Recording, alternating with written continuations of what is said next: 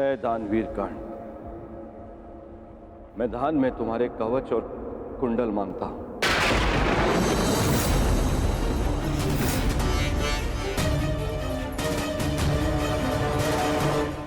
जो आज्ञा है त्रिदेव, आपने मुझसे दान नहीं मांगा,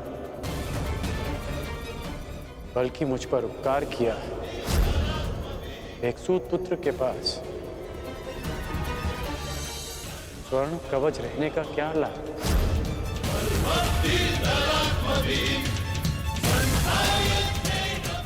मैं आपका दान पूर्ण करने का वचन देता हूं।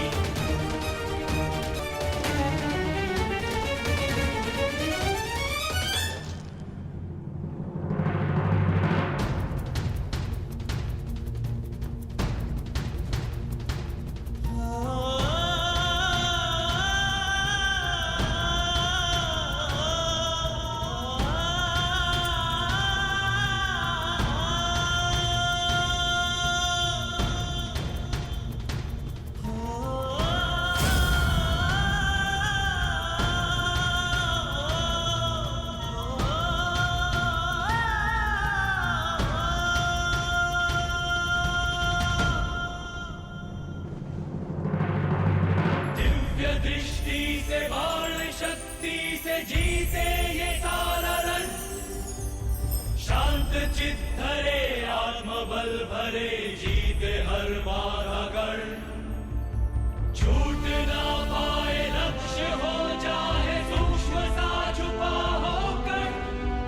मित्र वेग है, सूर्य तेज है, कवच चढ़ा इसके तन।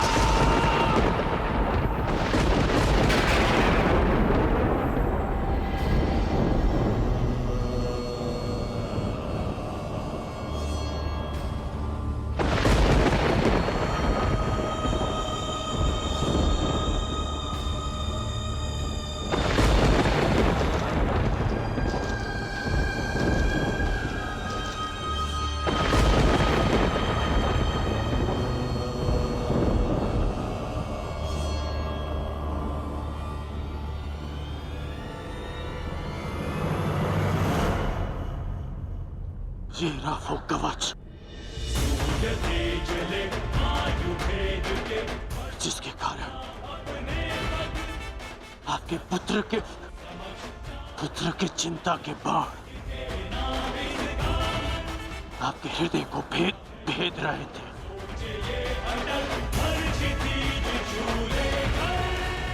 दान स्वीकारिए इंद्रदेव।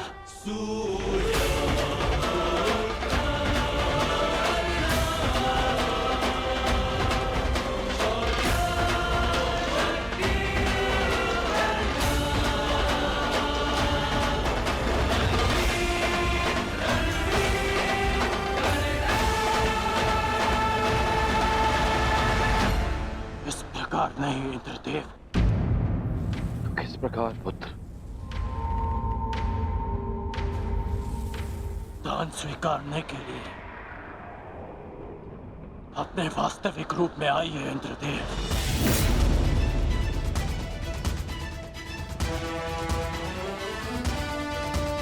ये आपके पुत्र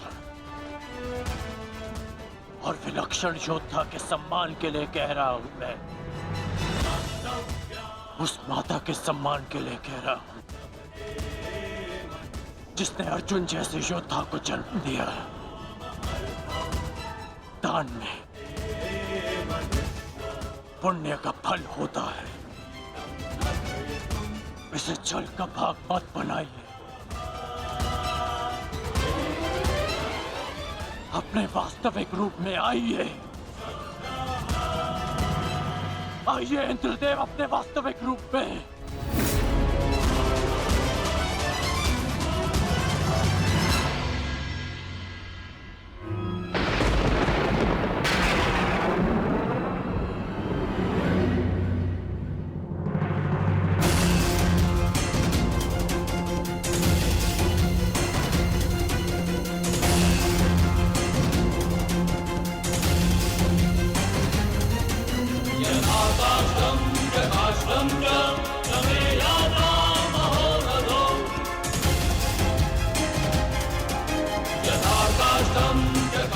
कवच ग्रहण कीजिए इंद्रदेव।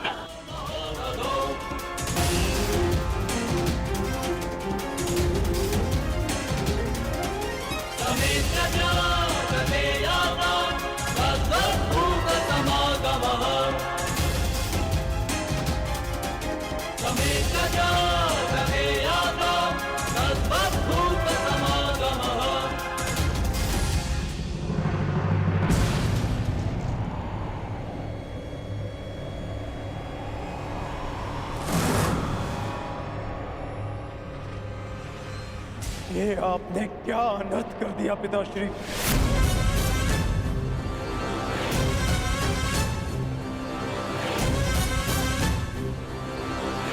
क्यों? क्या आवश्यकता थी आपको इसकी, जो आपने कर्ण से उसका कवच कुंडल छीन लिया?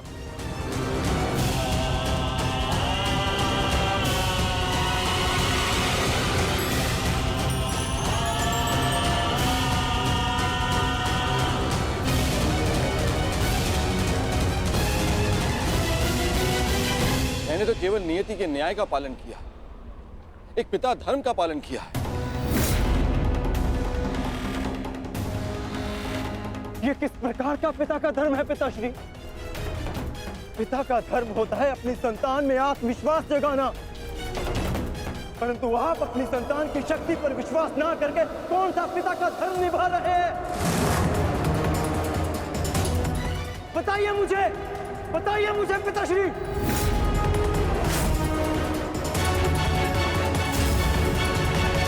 अर्जुन, मैं तो केवल तुम दोनों के बीच होने वाले युद्ध में शक्ति का संतुलन बना रहा था। जब तक कर्ण के पास एक कवच और कुंडल थे, तब तक तुम्हारा कोई भी प्रहार कर्ण पर प्रभाव ना करता। जबकि तुम्हारे पास ऐसी कोई दैव्य ढाल नहीं। आज मैं तुम दोनों के मध्य न्यायपूर्ण ध्वंस चाहता था। न्याय नहीं, छल किया है आपने पिताश्री। छल करके आपने कर्ण से दान में उसकी ढाल मांग ली। महान बनने के लिए मित्रों की आवश्यकता होती है और उससे भी अधिक महान बनने के लिए प्रबल शत्रुओं की। परंतु आपने तो मेरे शत्रु को निर्बल बनाकर मेरा मान ही कम कर दिया। मुझे आपसे ऐसी आशा नहीं थी पिताश्री। पहले एकलव्य के साथ अन्याय, उसका अंगूठा छीन कर उसे बाण संधान करने के लायक नहीं छोड़ा आचार्य द्रोण ने, और अब आपने अंगराज से उसका कवच छीन लिया। क्यों? क्या आपको मेरी शक्ति पर इतना भी विश्वास नहीं था जो आपने इतना बड़ा छल किया पिताश्री?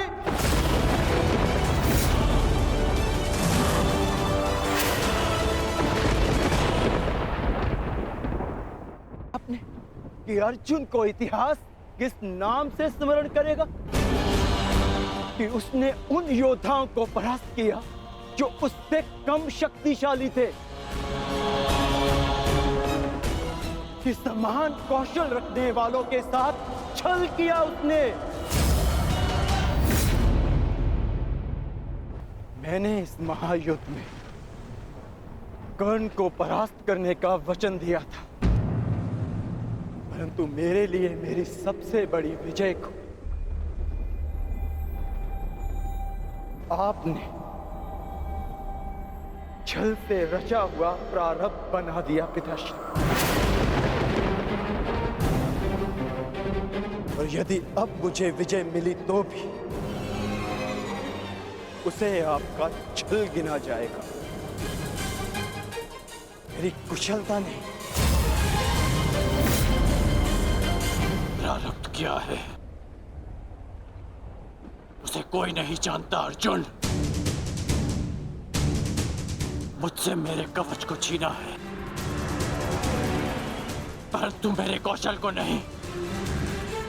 ना मैं धनुष उठाना भूला हूं, ना बाण संधान करना। तुम्हें जिस द्वंद की अपेक्षा है वो द्वंद तुम्हें अवश्य मिलेगा।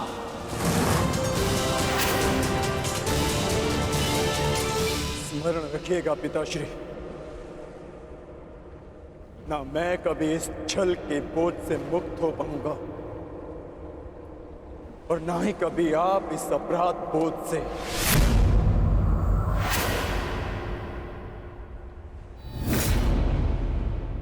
तुमने सत्य कहा पुत्र अर्जुन, ये जानते हुए भी कि मैं कौन, मेरी मंशा क्या है, किस अपेक्षा से यहां आया हूं। कर्ण ने मुझे अपने कवच और कुंडल दान कर दिए। इस दान से तुमने आत्मविश्वास का एक अद्भुत उदाहरण, एक महान परिभाषा प्रस्तुत की है। मैं देवराज ये घोषणा करता हूं, तुम्हारा ये बलिदान इस युद्ध का सबसे महान, सबसे उच्च बलिदान सिद्ध होगा। समस्त संसार में तुम महादानवीर कर्ण के नाम से प्रसिद्ध होगे।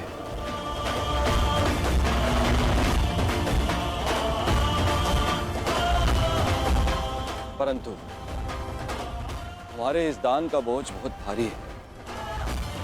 इस बोझ के भार के कारण मैं स्वयं से दृष्टि नहीं मिला पा रहा हूं कर्ण।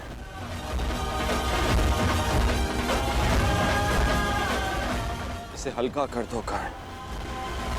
और अब मैं तुम्हें वो अस्त्र देना चाहता हूं जो समस्त संसार में किसी भी प्रकार की ढाल को वेध सके।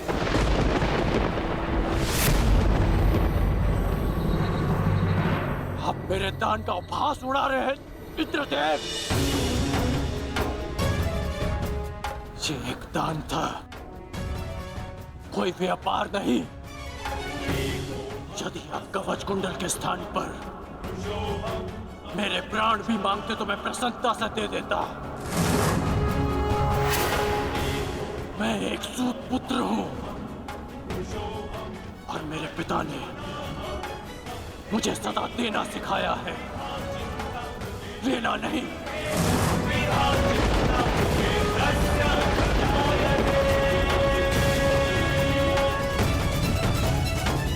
मैंने अपने दान देने का वचन पूर्ण किया। मेरे लिए यही पर्याप्त है। मुझे आपसे कुछ नहीं चाहिए। यदि तुमने मुझसे कुछ नहीं मांगा तो देवराज होने के नाते इस सृष्टि में मैं अपना सम्मान खो बैठूं। यदि मैंने तुम्हें कुछ नहीं दिया तो मैं स्वयं को कभी क्षमा ना कर पाऊंगा। मैंने दान के रूप में तुमसे तुम्हारी ढाल छीनी। मांगो, मांगो जो वरदान मांगना है मुझसे।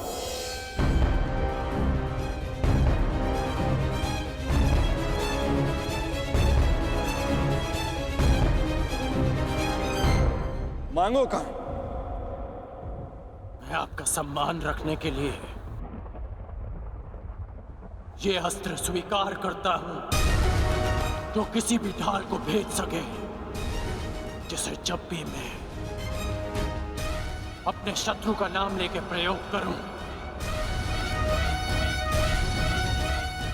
तो उसका अंत निश्चित हो।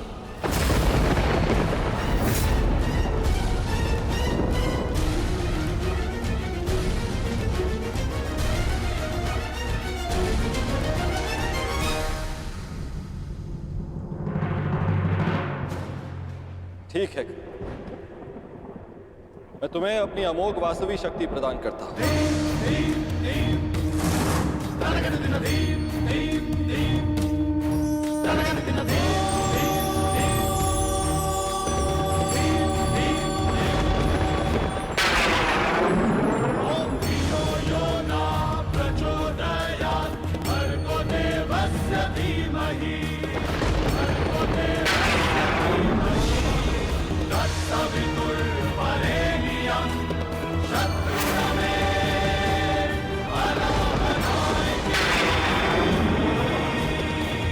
इस शक्ति को जिसका नाम लेकर संधान करोगे वो अवश्य मृत्यु को प्राप्त होगा, किंतु स्मरण रहे, इस शक्ति का प्रयोग तुम केवल एक ही बार कर पाओगे, मेरा मान रखने के लिए। तुम्हारा धन्यवाद है दानवीर कर्ण।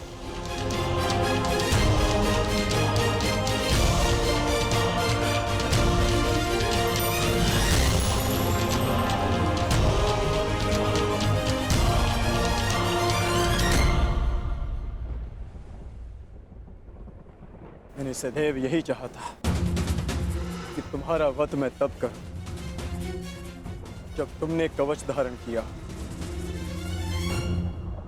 ये कवच मेरा कौशल, मेरी प्रतिभा नहीं। ये कवच छिनने के पश्चात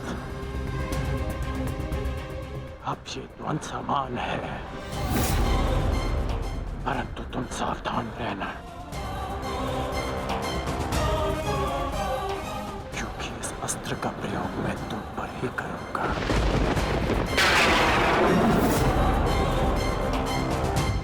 मैं उस द्वंद की प्रतीक्षा करूंगा।